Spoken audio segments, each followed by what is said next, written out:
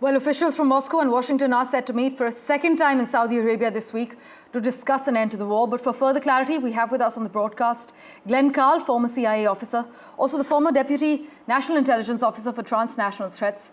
Thank you so much, Mr. Carle, as always. It's been 3 years since the start of Moscow's full-scale invasion of Ukraine.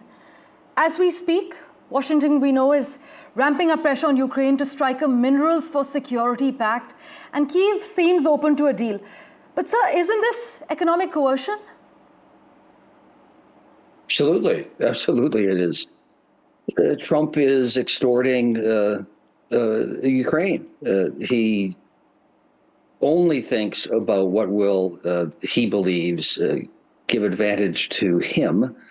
And he also, I have been saying for well over 10 years, and the documentation is categorical, he has, at the very least, been affected, if not infected, by Russian propaganda. And there are hundreds of instances of contact of known Russian intelligence officers with members of his family, himself, and his entourage.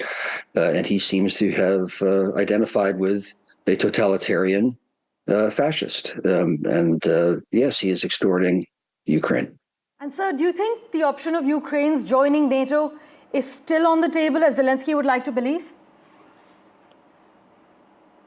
Well, unfortunately for everyone, in some ways, NATO can only take decisions that are unanimous.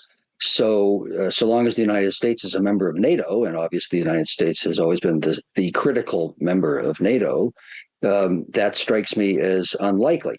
Were it not for the United States, then it is at least possible. It's almost the central sticking point for Russia. This is why NATO members have always danced a bit by promising and then stepping back and deferring to tomorrow. They're saying it's just at the horizon, but of course no one ever gets to the horizon. But so long as the United States is in NATO with Trump in the White House, I don't see Ukraine entering NATO. Right. Glenn Carle, as always, thank you so much for making time for us and joining us on NDTV. Anytime.